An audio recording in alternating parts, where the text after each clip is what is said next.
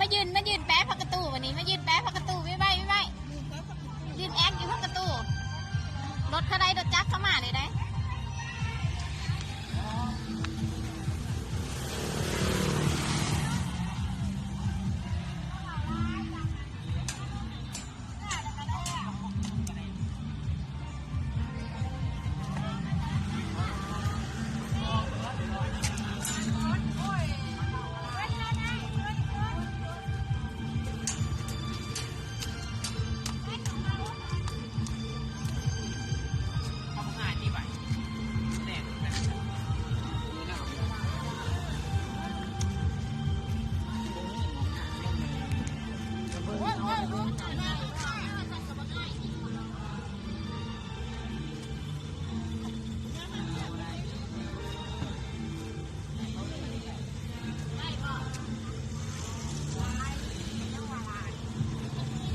รถปินทองโอ้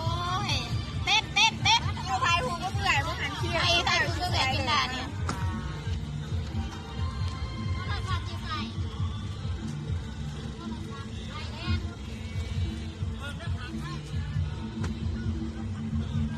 ให้หมดจะแน่ไปเลย